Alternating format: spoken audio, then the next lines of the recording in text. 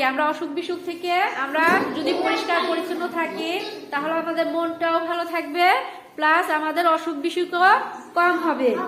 অসুখ বিসুখও কি হবে? কম হবে। যারা পবিত্র থাকেন, আল কোরআনে আল্লাহ তাআলা তাদের প্রশংসা করেছেন। আল্লাহ তাআলা তাদেরকে কি করেছেন? প্রশংসা করেছেন। রাসূলুল্লাহ সাল্লাল্লাহু আলাইহি সাল্লাম বলেছেন, পবিত্রতা ঈমানের অঙ্গ। পবিত্রতা ঈমানের অঙ্গ। ঈমানটা কি জানো? ঈমান বুঝো? ঈমান হলাম বিশ্বাস, বিশ্বাসের মূল হলাম পবিত্রতা। পবিত্রতা থাকতে হবে, পবিত্র থাকতে হবে, ঠিক আছে? তিনি আরো বলেন, পবিত্রতা হলো নামাজের চাবি। ওযু ছাড়া নামাজ হয় না। ওযু ছাড়া নামাজ হয় না। তাহলে আমরা কি শিখলাম? দুই ভাবে আমরা পবিত্র হতে পারি। কিভাবে?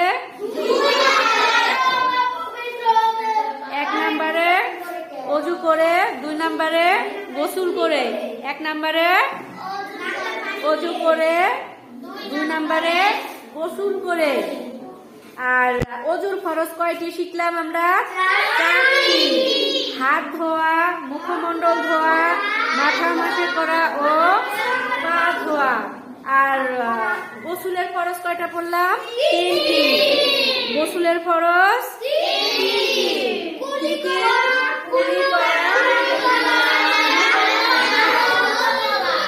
নাকে পানি দেওয়া, সারা শরীর ধৌত করা।